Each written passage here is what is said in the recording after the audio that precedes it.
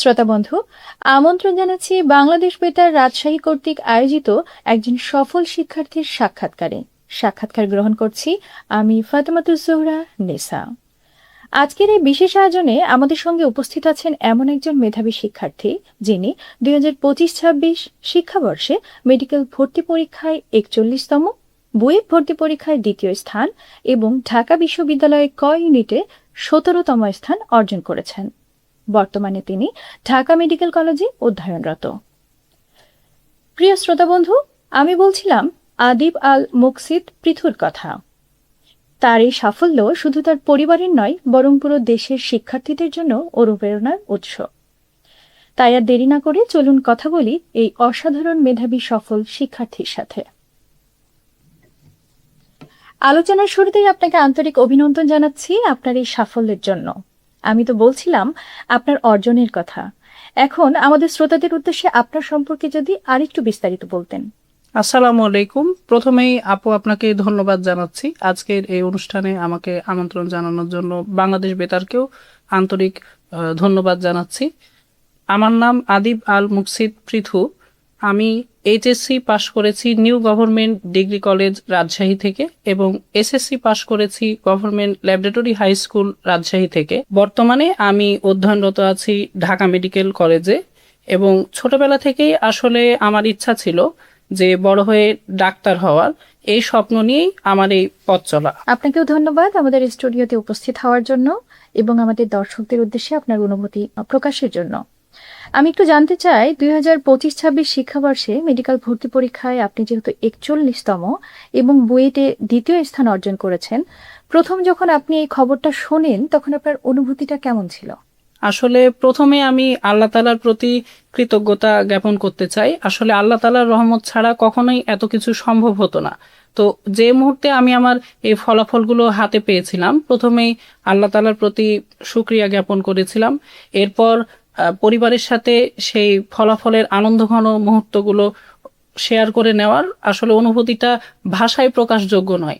সেই মুহূর্তে একজন শিক্ষার্থীর কিরকম একটা ভেতর থেকে অনুভূতি জাগ্রত হতে পারে, এটা আসলে যারা ফলাফলগুলো হাতে পায় তারাই আসলে বুঝতে পারে। সেই মুহূর্তগুলো আমার জীবনে চিরকাল স্মরণীয় হয়ে থাকবে বলেই আমি মনে করি। শ্রোতা বন্ধু, আমি খুব কম সংখ্যক পৃথুর অর্জনের কথা বলেছি। আর একটু যদি বিস্তারিতভাবে বলা যায় তাহলে সে ঢাকা বিশ্ববিদ্যালয়ের ক ইউনিটে 17তম হয়েছে, রাজশাহী বিশ্ববিদ্যালয়ের সি ইউনিটেও 4র্থতম হয়েছে এবং রুয়েটে 37তম হয়েছে এবং কুয়েটে 12তম হয়েছে। আমি জানতে চাচ্ছি আপনার কাছে যে ছোটবেলা থেকেই কি আপনি এত বড় সাফল্যের স্বপ্ন দেখতেন? ছোটবেলা থেকে আমি যে স্বপ্নটা দেখতাম সেটা হচ্ছে ডাক্তার হওয়ার। তবে আমি যদি আমার জীবনের ঘটনাগুলোর একটু বিস্তারিত আপনাকে বলি তাহলে আসলে এই অর্জনগুলোর যে নেপথ্যের কাহিনী সেটা একটু হয়তো প্রকাশ হবে। এসএসসি পরীক্ষা আমি দিয়েছিলাম 2023 সালে। তো এসএসসি পরীক্ষায় আমার ফলাফল কিছুটা আশানুরূপ হয়নি, যার কারণে কিছুটা তখন একটু হতাশা কাজ করেছিল। তবে সেই হতাশা থেকে ফিরে দাঁড়িয়ে আবার নতুনভাবে পথ চলার স্বপ্ন দেখেছিলাম এবং তারই ধারাবাহিকতায় আজকের এই ফলাফলগুলো অর্জন করতে আমি সফল হয়েছি বলে আমি মনে করি। আচ্ছা, আপনি যেহেতু একজন সফল শিক্ষার্থী, যেহেতু আপনি দেশের উচ্চতম মেডিকেল কলেজে চান্স পেয়েছেন, আমি একটু জানতে চাচ্ছি আমার শ্রোতাদের উদ্দেশ্যে যে আপনার পড়াশোনার রুটিনটা আসলে কেমন ছিল? আসলে পড়াশোনার রুটিনে আমি যে জিনিসটা মনে করি সেটা হচ্ছে একটা কন্টিনিউইটি মেনটেন করা, অর্থাৎ ধারাবাহিকতা বজায় রাখা। যে কোনো বিষয়ে যদি ধারাবাহিকতাটা বজায় রাখা যায় তাহলে সেই কাজের যে পরবর্তী সাফল্য, সেই সাফল্য খুবই আশানুরূপ এবং হচ্ছে একজন ব্যক্তির জন্য কাঙ্ক্ষিত অর্জন হিসেবে স্বীকৃত হয়। তো সেই কারণেই আমি আমার পড়ালেখাটা নিয়মিত চালিয়ে যাওয়ার চেষ্টা করেছি আর দিনের পর দিনেই শেষ করার চেষ্টা করেছি এবং মূল বই কেন্দ্রিক পড়াতে বেশি আমি ফোকাস করার চেষ্টা করেছি। আচ্ছা, আপনার কথা শুনে যতটুকু বুঝতে পারলাম যে আপনি টেক্সট বুকের বাইরে আগে যান নাই এবং নিয়মিত আপনার পড়াশোনাটা মেনটেন করেছেন। জি। আচ্ছা, আমাদের শ্রোতা বন্ধুদের উদ্দেশ্যে বলছি যে যারা প্রস্তুতি নিতে চান তারা এখান থেকে আশা করি ওর কথা শুনে অনেকটা উপকৃত হবেন। আমি আরেকটু জানতে চাচ্ছি যে আপনার এই এই যে দীর্ঘ সময় জার্নি, এইখানে প্রস্তুতি নিতে আপনি কি কি চ্যালেঞ্জের সম্মুখীন হয়েছেন, বা একজন শিক্ষার্থী এই চ্যালেঞ্জগুলোর সম্মুখীন হলে তার করণীয় কি, যাতে সেও আপনার মতো সফল হতে পারে? আসলে চাপের কথা বলতে গেলে আমাদের এইচএসসি লাইফটাতে আমরা কিন্তু খুব বেশি সেটা অনুভব করে থাকি, বিশেষত যখন আমরা ভর্তি পরীক্ষার সময়টা পার করি তখন।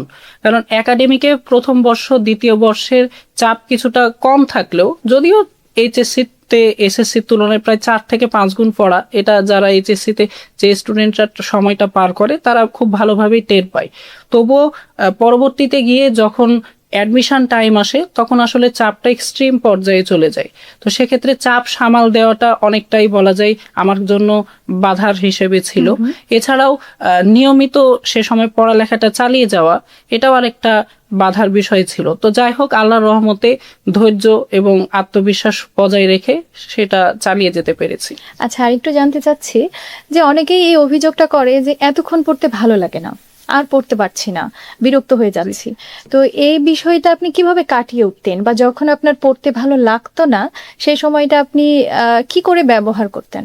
আসলে পড়ালেখার ক্ষেত্রে যেভাবে আমাদের একটা কিন্তু বৈজ্ঞানিক উপায়ে করা উচিত, একটা সায়েন্টিফিক মেথড ফলো করা উচিত। তো সেক্ষেত্রে মেথডটা যা বলে সেটা হচ্ছে যে কখনোই একটা ব্যক্তির পক্ষে মানে 1 ঘন্টা 2 ঘন্টা এরকম লাগাতার পড়া সম্ভব নয়। আমাদের পড়া উচিত কিছুটা টাইম স্লটে আসলে পড়াটা ভাগ করে নিয়ে। আচ্ছা। অর্থাৎ আমি চেষ্টা করতাম যে 1 ঘন্টার ভিতরে দেখা যাচ্ছে আধা ঘন্টা আমি পড়লাম, এবার 5 মিনিটের একটা ব্রেক রাখলাম। ওই ব্রেকটার ভিতরে আমি আধা ঘন্টায় যতটুকু পড়া পড়লাম, ওই আধা ঘন্টার পড়াটা খুব দ্রুত, মানে যদি বই পড়ি তাহলে বইটা বন্ধ করে আমি চোখ বন্ধ করে বলার চেষ্টা করতাম। মানে হচ্ছে কতটুকু আমার মনে আছে, বেসিক কনসেপ্ট হলে সেটা খাতায় রাফ করে দেখার চেষ্টা করতাম যে যেটুকু আমি পড়লাম সেটুকু কি আমি আউটপুট দিতে পারছি কিনা 5 মিনিটের ব্রেকে। অথবা আরেকটা মেথড আমরা ফলো করতে পারি, সেটা হচ্ছে 4-4-4-4 মেথড। অর্থাৎ আমি 4 সেকেন্ড যাবত শ্বাস নিব,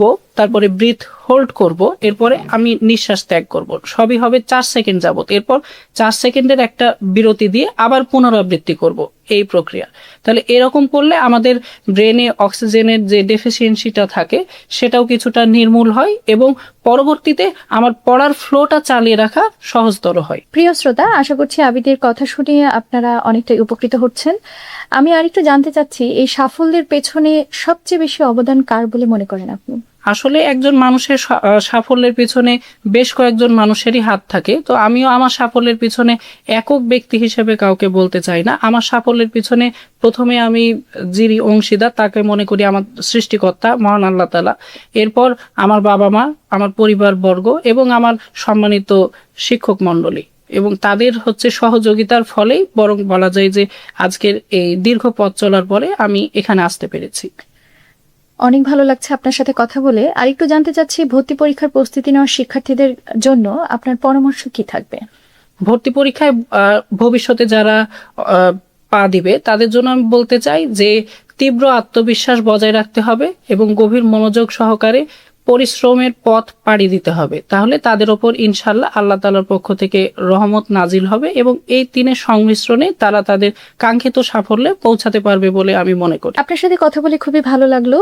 আশা করছি আপনার কথা শুনে আমাদের যারা ভর্তি ইচ্ছুক পরীক্ষার্থী আছে, যারা শ্রোতা আছে, তারা অনেকটাই উপকৃত হবে। আপনাকে বাংলাদেশ বেতার রাজশাহী কেন্দ্রে আসার জন্য অনেক ধন্যবাদ এবং আপনার পরিশ্রমের এবং সাফল্যের কথা আমাদের সাথে শেয়ার করার জন্য অনেকটাই ধন্যবাদ। শ্রোতা বন্ধু, আমরা এতক্ষণ শুনছিলাম একজন সফল শিক্ষার্থীর কথা। পরিশ্রম, অধ্যবসায় এবং আত্মবিশ্বাসের মাধ্যমে কিভাবে স্বপ্নকে বাস্তবে রূপ দিতে চায়, আজ আমরা সেই গল্পটাই শুনছিলাম আদিব আল মুকসিদের কাছ থেকে। ধন্যবাদ আপনাকে। আপনার এই সাফল্য দেশের হাজারো শিক্ষার্থীর জন্য অনুপ্রেরণা হয়ে থাকবে। আপনার উজ্জ্বল ভবিষ্যৎ কামনা করছি। এই প্রত্যাশায় শেষ করছি আজকের সাক্ষাৎকার। আমি ফাতেমাতুজ জোহরা নিসা।